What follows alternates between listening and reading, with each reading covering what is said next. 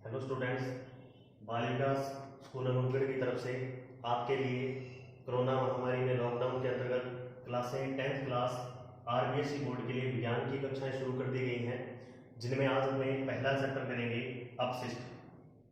पहले चैप्टर का जो बुक का फर्स्ट चैप्टर है वो है भोजन, लेकिन आज हम एक छोटा सा चैप्टर करेंगे जिसका नाम है अपशिष्ट। सबसे पहले देखिए अपशिष्ट होता क्या है, डेफिनेशन क्या है। किसी भी चीज को यूज करने के बाद में जो चीजें उसमें बचती हैं, जिसका अपने उपयोग नहीं कर सकते, वो अपशिष्ट कहलाती हैं। क्या कहलाती हैं? अपशिष्ट। अनुपयोगी पदार्थ ही अपशिष्ट है। जैसे आपने कुरकुरे का पैकेट लिया, उसमें से कुरकुरे खा लिए, जो बच गया वो क्या है? वो अपशिष्ट है, जो हमारे काम का नहीं है। तो किसी वस्तु के उपयोग के बाद बचा हुआ अनुपयोगी पदार्थ अपशिष्ट कहलाता है, या अपन इसको सिंपल भाषा में कचरा बोल सकते हैं। जो आज के समय में एक महत्वपूर्ण समस्या है, विकसित से विकसित देशों की समस्या है। तो देखिए समस्या क्या है कि इसको निपटाना कैसे है, निपटान कैसे हो सकता है। निपटान करने के लिए सबसे पहले यह समझना होगा कि इसके प्रकार क्या होते हैं। तो मेनली जो कचरा है उसको दो भागों में बांटा गया है, एक अजैव निम्नीकरणीय और दूसरा जैव निम्नीकरणीय। अजैव निम्नीकरणीय कचरा वो होता है जिसको अपने फेंक देते हैं, वो अपने आप सड़ गल जाता है कुछ दिनों में, जैविक प्रक्रियाओं के द्वारा, छोटे सूक्ष्म जीवों जीवाणुओं के द्वारा वो अपने आप क्या हो जाता है? खत्म हो जाता है। उसको बोलते हैं जैव निम्नीकरणीय। क्या बोलते हैं? जैव निम्नीकरणीय, जो अपने आप खत्म हो जाएगा। और अजैव निम्नीकरणीय वो होता है जो खत्म नहीं होता, लंबे समय तक वातावरण में बना रहता है और प्रदूषण फैलाता है। जैव निम्नीकरणीय कचरा क्या है? इसे बायोडिग्रेडेबल बोलते हैं। जैसे चिकित्सा से जो अपशिष्ट आते हैं, जैसे रुई होगी, ब्लड हो गया, मांस के टुकड़े हो गए, ये सारे क्या होते हैं? जैव निम्नीकरणीय। जैसे सब्जियों के छिलके, फलों के छिलके, ये सभी क्या हैं? जैव निम्नीकरणीय हैं। इनको प्रकृति में फेंकने पर ये अपने आप खत्म हो जाते हैं, नष्ट हो जाते हैं। अजैव निम्नीकरणीय वो होते हैं जो लंबे समय तक पर्यावरण के अंदर उपस्थित रहते हैं और प्रदूषण फैलाते हैं। जैसे टीन के डिब्बे देखे होंगे आपने, प्लास्टिक की बोतलें, पॉलीथीन की थैलियां, ये लंबे समय तक पर्यावरण में रहती हैं और इनके अंदर पानी भर जाता है जिससे बदबू आती है, मच्छर आते हैं। इसके अलावा ये जमीन में अगर चले जाते हैं तो भूमि को बंजर कर देते हैं। अब निपटान के तरीके क्या हैं? तो कचरा दो तरह का हो गया, एक जो अपने आप खत्म हो जाएगा, जिसको अपने ऐसी जगह फेंक सकते हैं जहां पर कोई भी आना जाना लोगों का कम हो। इनमें खतरा क्या होता है? जैसे अपने मांस के टुकड़े या ये चीजें फेंक देते हैं, ब्लड, रुई, तो इनके साथ कई बार दूसरे लोगों को इन्फेक्शन हो जाता है। तो इनसे बचाव यही होता है कि इनको ऐसी जगह फेंका जाए जहां लोगों का आना जाना कम हो, और ये कुछ ही दिनों में अपने आप ही सड़ गल जाते हैं या इनको भूमि में दबा दिया जाता है। अब एक वो होते हैं जो सड़ते गलते नहीं है, लंबे समय तक बने रहते हैं। तो इसके कई सारे तरीके आते हैं। जैसे एक तरीका आता है भस्मीकरण। भस्मीकरण का अर्थ होता है कि इनको जला दिया जाता है, जैसे प्लास्टिक, पॉलीथीन की थैलियां, जो कचरा खत्म नहीं हो रहा उनको जला देते हैं। और यह तरीका कहां अपनाया जाता है? जापान में। क्योंकि छोटे देश जो होते हैं वहां पर जमीन की कमी होती है और कचरा फेंका नहीं जा सकता, तो वहां हर एक मोहल्ले के आसपास क्या किया जाता है? छोटे छोटे पावर हाउस बना दिए जाते हैं जो इलेक्ट्रिकल होते हैं, विद्युत द्वारा संचालित होते हैं। उनमें इन कचरों को मोहल्ले से इकट्ठा करके डाल दिया जाता है और ये अपने आप उसको क्या कर देते हैं? खत्म कर देते हैं। इसका नुकसान क्या होता है? इसमें CO2 बहुत निकलती है, कार्बन डाइऑक्साइड। इसके अलावा और भी कई सारी विषैली गैसें निकलती हैं जो पर्यावरण के लिए बहुत ज्यादा हानिकारक होती हैं। तो नेक्स्ट जो आता है वो आता है भूमि भराव, जो अपने इंडिया में अपनाया जाता है और भी कई देशों में अपनाया जाता है। जहां जमीन की अधिकता है वहां ये अपनाया जाता है। इसमें क्या करते हैं? जो कचरा होता है उसको गहरे खड्डों में डाल दिया जाता है, उसे ऊपर से मिट्टी से ढक देते हैं। ये कचरा कुछ समय में जमा कर जाता है। 20 साल तक इसके ऊपर कोई भी मकान नहीं बनाया जाता। 20 वर्ष तक मकान वगैरह नहीं बना सकते, क्योंकि ये जो कचरा होता है ये जमीन के दाब के कारण नीचे बैठता है। इससे जो मकान इसके ऊपर बनेंगे वो क्या हो जाएंगे? क्रैक हो जाएंगे। तो एक लंबी प्रक्रिया है भूमि भराव की, लेकिन भारत में जमीन काफी ज्यादा खाली और बंजर होने के कारण इसको वहां पर दबा सकते हैं। तो ये वाला जो काम है ये नहीं होता, कार्बन डाइऑक्साइड नहीं निकलती। तो भूमि भराव भी एक अच्छा आइडिया है, लेकिन उस जगह पे खेती नहीं हो सकती और 20 साल तक वहां पर कोई भी अपने कंस्ट्रक्शन का काम नहीं कर सकते। एक आता है पुनःचक्रण, उस कचरे को दोबारा से यूज कर लेना। जैसे अपने घर में मिठाई लेके आए तो मिठाई के डब्बे को अपने दोबारा से क्या कर दिया? मिठाई के लिए यूज कर लिया, या उसमें बच्चों के छोटे खिलौने रख दिए। इसी प्रकार जैसे अपने कोल्ड ड्रिंक लेके आए तो कोल्ड ड्रिंक का जो अपने पास बॉक्स था, जो अपने पास बोतल थी, उसमें घर में ऑयल रखने के लिए यूज कर लिया, तो उस चीज का दोबारा से उपयोग कर लेना, उसको कचरा नहीं बनने देना। रसायनीकरण क्या होता है, इसमें केमिकल के द्वारा उन चीजों को खत्म कर दिया जाता है। जैसे बहुत सारे ऐसे पेट्रोकेमिकल आते हैं जिनको अपने कचरे के ऊपर एक बार छिड़काव कर देते हैं या डाल देते हैं, तो वो कचरा धीरे धीरे अपने आप ही सड़ गल के खत्म हो जाता है। तो निपटान के तरीके होते हैं भस्मीकरण, ठीक है, जापान में अपनाया जाता है। CO2 निकलती है। भूमि भराव, इसमें क्या होता है, जमीन के अंदर खड्डों में दबा दिया जाता है, लेकिन उस जगह पर ना तो खेती हो सकती है, ना ही 20 वर्ष तक कोई भी कंस्ट्रक्शन का कार्य हो सकता है। पुनः चक्रण, जो वस्तु अपने घर में यूज करते हैं उनका दोबारा से उपयोग कर ले, उसे कहा जाता है पुनः चक्रण। और पुनः चक्रण एक बहुत ही अच्छा तरीका है, इसमें कचरे के अंदर लगभग 30% की कमी आ जाती है।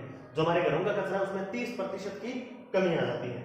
रासायनिकरण, ये अभी तक इतना प्रचलन में नहीं है क्योंकि इसके बहुत सारे साइड इफेक्ट होते हैं। अब देखिए पुनः चक्रण को अपने पढ़ेंगे तो इसके 3R नियम है। एक नियम आता है 3R। 3R नियम क्या है, रीयूज, रीड्यूस और रीसाइकिल। 3 तरीके होते हैं किसी भी चीज को दोबारा से उपयोग करने के, ठीक है। एक तो रीयूज, सबसे अच्छा, ठीक है, पूछ लिया जाए सबसे अच्छा तरीका कौन सा है, तो रीयूज। उसमें कोई भी चेंज नहीं करना, सीधा का सीधा उसी तरह उसको उपयोग कर लेना। जैसे जिस बॉक्स में अपने मोबाइल लेके आते हैं, उसी बॉक्स के अंदर अपने छेद निकाल के क्या कर सकते हैं, गुल्लक का उपयोग कर सकते हैं। इसी प्रकार कोल्ड ड्रिंक की जो बोतल लेके आते हैं, उस बोतल में अपने क्या डाल सकते हैं, ऑयल डाल सकते हैं, ठीक है।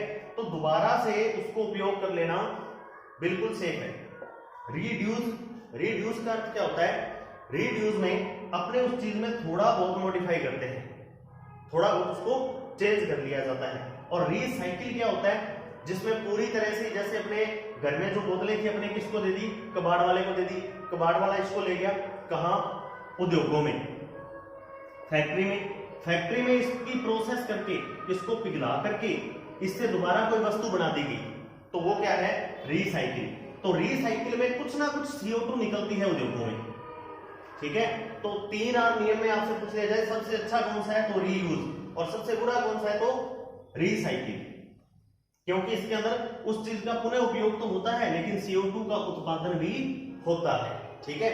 तो कचरे से जो मेनली गैसें निकलती हैं वो याद रखनी है, CO2 है, NO2 है, SO2 है और मैथेन गैस है CH4, ठीक है, जिसको मैथेन गैस को मार्श गैस कह देते हैं क्योंकि ये कीचड़ में उत्पन्न होती है।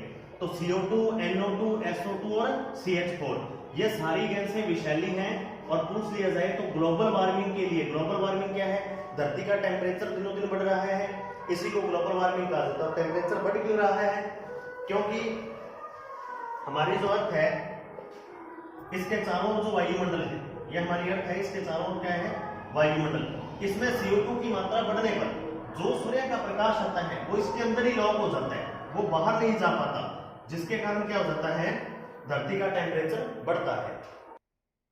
यहां पर लॉक हो जाता है, ये सारा लाइट यहां पर लॉक होगी क्योंकि वायुमंडल में CO2 है, इसने इसको क्या कर दिया, लाइट को यहां पर लॉक कर दिया।